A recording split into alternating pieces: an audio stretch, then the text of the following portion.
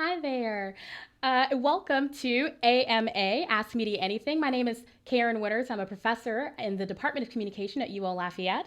And thank you for joining us for this conversation between the community, you, and our local media. Recent research indicates that local media outlets are trusted by a majority of Americans, even as trust in our national media declines. And it's easy to understand why Acadiana has such trust in our local media. It's because they participate in our community. And so who better to answer questions about local media than our own local experts? Here tonight to share his insight and answer some of your questions about the sometimes very elusive media is Christiaan Mader, executive editor of The Current. To tell you a little bit about Christiaan, he is the founding editor of The Current, which is an arts and culture news magazine focused on Lafayette. It was launched by IND Media, publishers of News Weekly, The Independent, where he was also a reporter. And IND Media ceased publication in 2017, 3 months after its launch. But encouragement from readers and Christiaan's belief in the importance of journalism to a community led him to acquire the magazine later that year. And he shifted the business model to a community-supported digital native publication and now serves as executive editor. So to tell you a little bit about our format this evening, if you weren't with us for our first episode, tonight's program is about facilitating conversation between media producers and media audiences. So if you have a question for our guests during this live program, you can use a few hashtags to get in touch with us. So there's hashtag AOC Free Speech Week, or there is hashtag AMA Christiaan, and that's spelled AMACHRISTIAAN. And you can ask these questions on Twitter, on Facebook, or on Instagram. And you can also call us at 337-366-8951. So, Christiaan, I'm going to give you all of the hard questions this evening. Yeah. Just because I like you. Good. Okay. We're on good footing then. Excellent. Yeah, Excellent.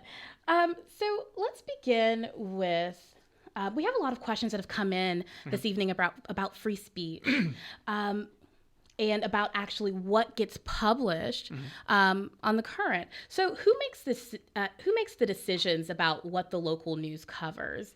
Is your coverage dictated by some national organization? So, I mean, I can really only speak for The Current. And yes. in my case, the decisions are all mine. So The Current is a small operation, right? I mean, it's only really myself and 2 other people that work on it routinely. As the executive editor, which is a term used in other newsrooms, in our case, I've kind of commandeered it to also imply that I make general managerial decisions as well as editorial decisions. So I serve almost like a publisher and an editor at the same time. So when it comes to what we're going to cover each week, why we're going to cover it, the general approach that we're going to take, what are the narratives that we see in those storylines, I would make that call. So the Current is a local and independent organization. We have no other parent company. I own it outright. So if you have a problem with what we do, you call me specifically. I mean, there's no other place to go. We make all the decisions in-house. Okay. Yeah. Well, that's really great to know. Is there anything else you want to share about The Current? I'm not sure if folks out there are really familiar with the work and the kind of things that you cover here in Acadiana, what your staff is like. Oh, so the staff is myself, another former colleague of mine during my days in media, and then a friend of mine who previously worked in business startups, basically. So between the 3 of us, we all kind of have our areas of expertise. The Current in general is framed almost like a news magazine at this point. It began as an arts and culture print publication. That's where the brand name came from. When I took it over, I stopped printing it because it's very expensive to print, and it would be cost prohibitive to actually keep the publication going if I continued to print it. So the internet being what it is, it's really cheap and it's very accessible to anybody, especially people that aren't particularly tech savvy like myself. And we developed a really good team and a strategy around primarily focusing on analytical, exploratory, explanatory news. That's really the niche that we go after. We're looking for context most of the time more than anything else. Although along the way, we started kind of thinking more like a magazine. We're going to be less periodical than every day. We still have nevertheless find ourselves doing a lot of investigative journalism and headline work, which was not our intent to get from the outset. Okay, great. Thank you so much. So another question that's come in is about free speech and the First Amendment. So how does the First Amendment right to the freedom of speech apply to controversial speakers, and how does it shape what you do and what you publish in the current? So my view generally on the First Amendment is, I would say, is pretty libertarian. Like I think generally the way you handle bad speech, as you would say, is you counter it with good speech. In other words, if you tend to try and silence voices that you don't like, you're going to tend to make them louder. That said, as a publisher, I have a certain responsibility to make sure that what I publish is done so responsibly. So that doesn't mean that I have a platform that I would use for any speaker just because they ask for it. In other words, whereas you would find in certain, say like Medium or some other internet platform where there's kind of open billing, anything could get published. You could have somebody who's some pretty bad things or nasty things that you want to get on the internet, they can say it. I have a lot more discretion, and I think it's important that I maintain a certain level of decorum within the current. And to that end, when I think about what the community we're trying to create with it, which is reflective of the core values of the current as a publication, is we do want it to have a big tent, right? Which means I want there to be a diversity of opinion. I want there to be contrast of opinion, conflict of opinion.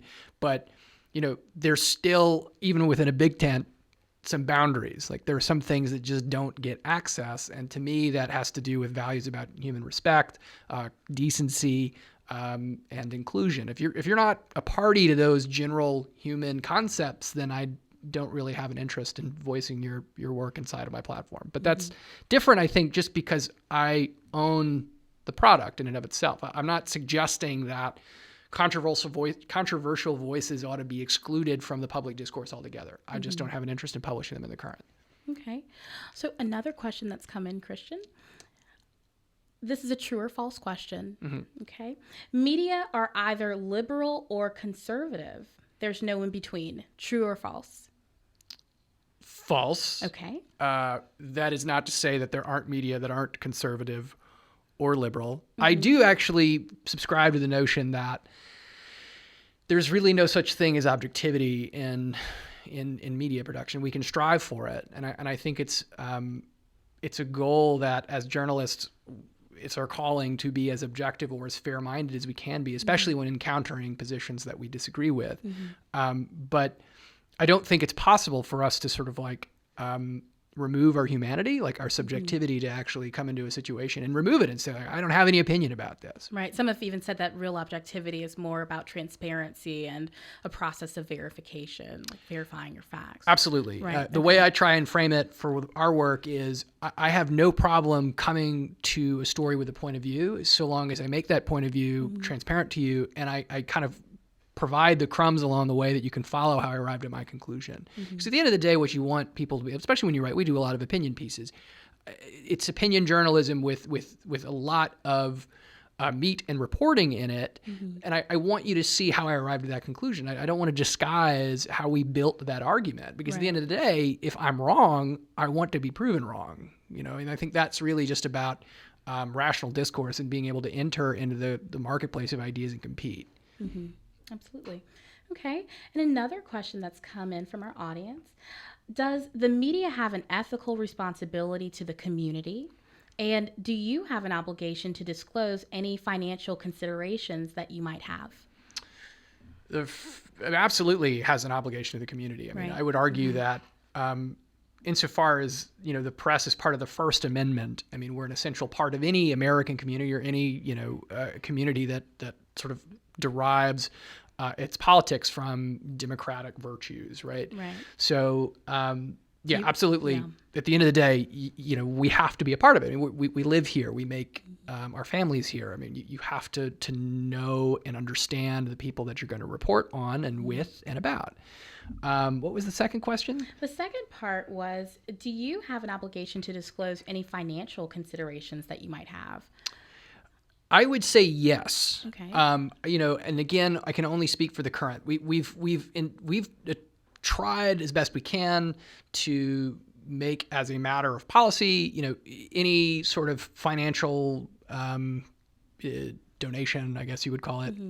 We're kind of in a weird place. We're for profit, but we still live on charity, basically. So any time somebody would say contribute a dollar amount above $1,000 to the current, we disclose that information. And anytime we're reporting on or about or with somebody who's made that contribution, we make those disclosures. It is absolutely crucial that people know who have bought and paid for the information that you're reading.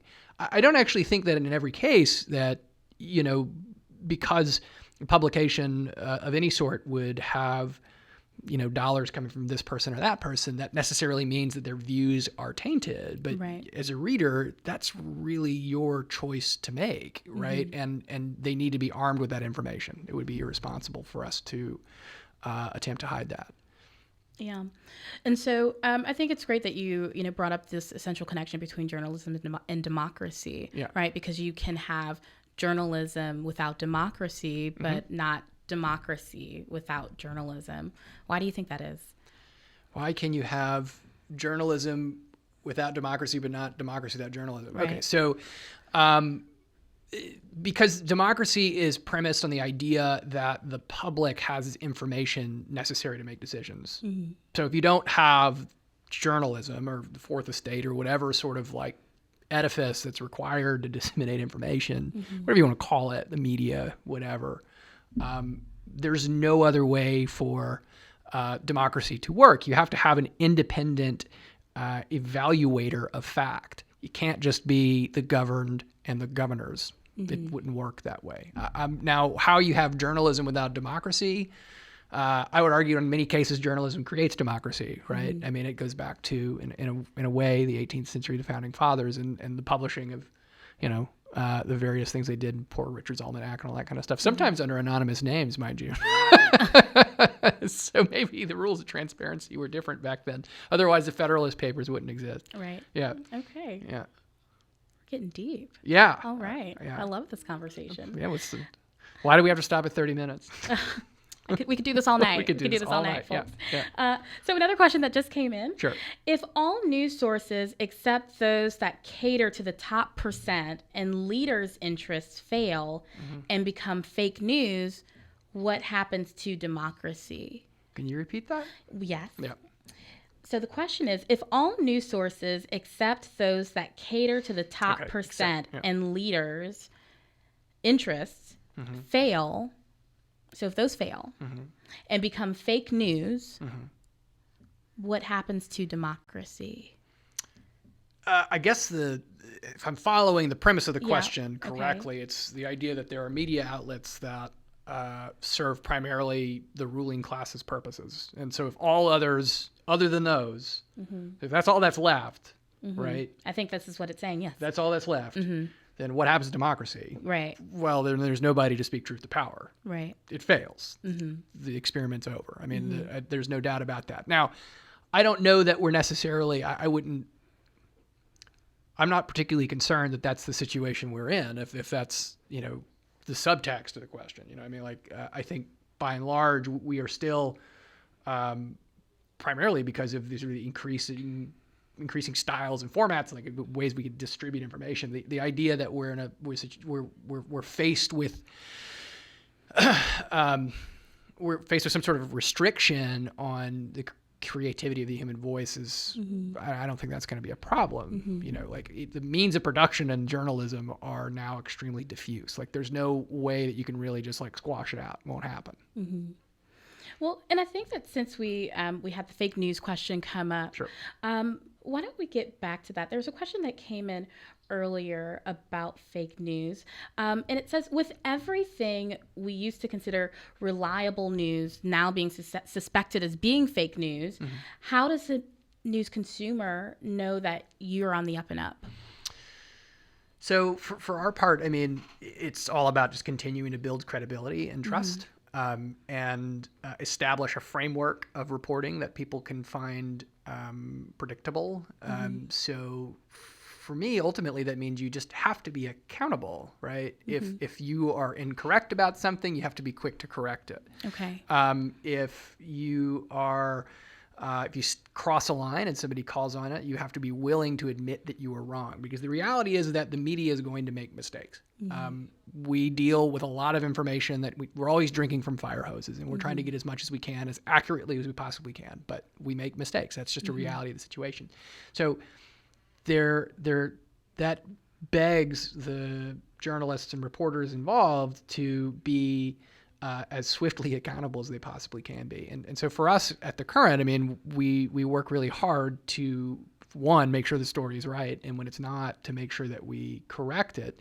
And three, I mean, I think the most important thing is that we remain sort of dedicated and connected to the community itself. You have to be seen for what your intentions actually are. I mean, that ultimately what your publication is about serving the good of the people who read it. Right. And maybe tell us what that looks like, if you can, really briefly. How can consumers of The Current get in touch with you?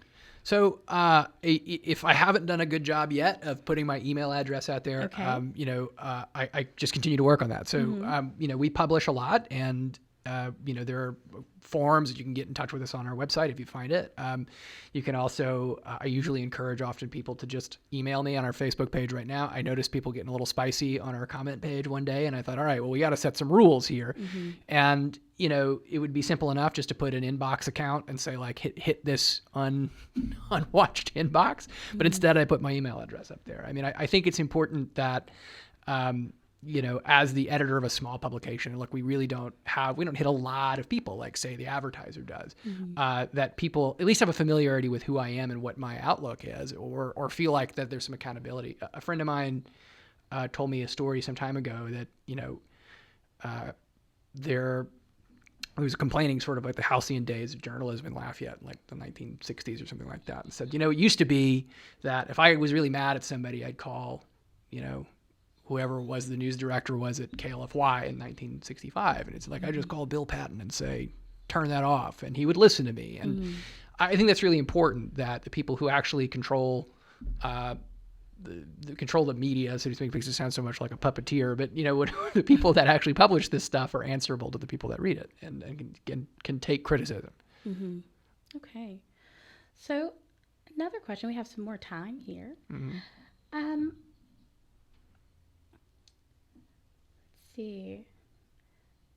There was a question that came in earlier, and I'll pose this to you as well. Brother Jay from Lafayette asked this: where's the Black media representation, and how has your organization tried to incorporate Black and other diverse viewpoints? So I would say that we've done a pretty bad job of including Black voices on the production side. That's been a challenge for me since the beginning, and something I'm not proud of. I mean, that's been really hard. And I think if you were to look around print media in Lafayette, generally you would find a lack of Black voices. And I think that's a real problem, because print and broadcast media are very different. They serve very different purposes, and the kind of reporting and production that goes into print. And even though we don't print anything, I still consider web journalism to be print, right? I think that's still a problem.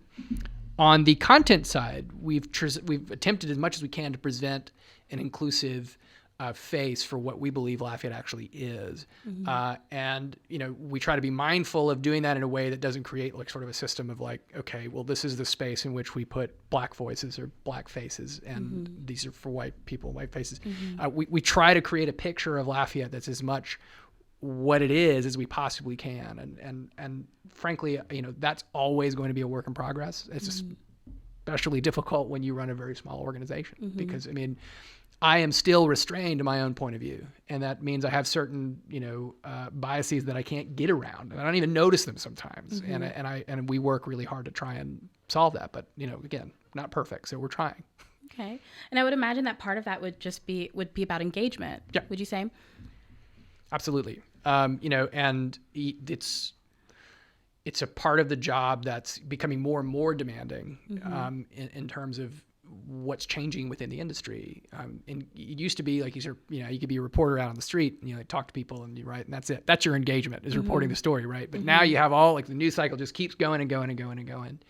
And there's a calling now to actually be available like 24/7 basically and engage an audience in a digital format all the time. And certainly, as it pertains to like actually being able to make sure that your organization is appropriately inclusive, you have to be engaged. And like I said from the outset, I don't think we're there yet. And it's a place that we want to get. Okay. We have another question that just came in. Sure. So Christiaan, do you feel that the media is becoming more liberal or more conservative in order to connect to its audience more? They mean like anti-Trump, pro-choice, pro-democratic, or vice versa. And also, does that change the image of the media being perceived as unbiased? I think that generally, yes, that's true. Undoubtedly, you look, and that's particularly the case when you're dealing with national headlines. I think that's where you're going to see the problem become more acute. People tend to go toward the outlets that reflect the point of view that they have. That's human nature, and it's an unfortunate part of it. And there's sort of a positive feedback cycle that occurs, right? Where, if everybody who's liberal wants to read salon.com or something like that, the salon.com has no incentive to change its point of view, right? It has no incentive to do, and the same thing on the right.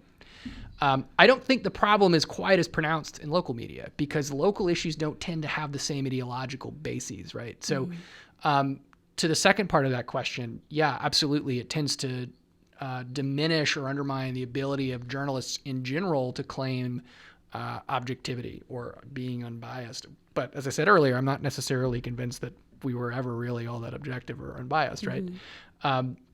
So the remedy, although I'm not sure they asked for it, but the remedy to me is, again, just trying to be transparent about where you're coming from. And again, I don't necessarily think that issue collides with quite the same impact at a local level, at least in my work. I don't necessarily think of the current having the same, so especially when it comes to things like we don't report on national affairs. Like the current doesn't have a position on the president of the United States because we're too busy writing about, roads and bridges in Lafayette. Right. Yeah.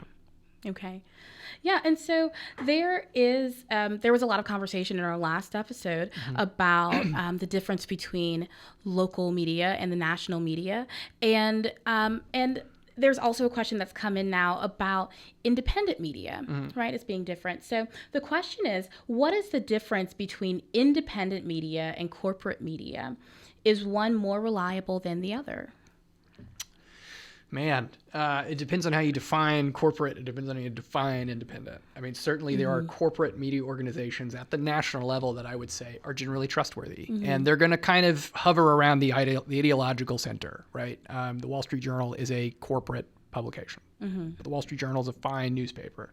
Would you consider the New York Times a corporate newspaper? It's owned by the same family. Yeah, you would.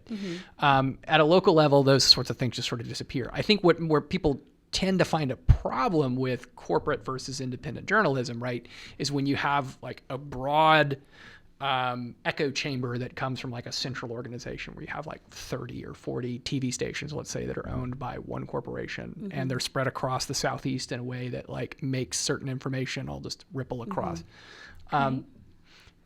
Fundamentally, I guess what I'm getting at is it kind of, again, separates at the national level and the local level. But, I run an independent operation. I'd like to think that independent stuff is more reliable. Right. Okay. Thank you. Thank you for that answer. So our more reliable, independent, according to Christiaan Mader, source. So thank you all for joining us for this episode of Ask Media Anything. We want to thank our media expert for this episode, Christiaan Mader, who is, again, executive editor of The Current. And we hope that you've enjoyed and learned something from this conversation. You can visit AOCINC.org to find out about the next episode of Ask Media Anything on AOC. It's going to be running all this week. My name is Dr. Karen Winters, and until then, we encourage you to stay engaged and informed with your community. Good night. Thanks, Christian. Thank you.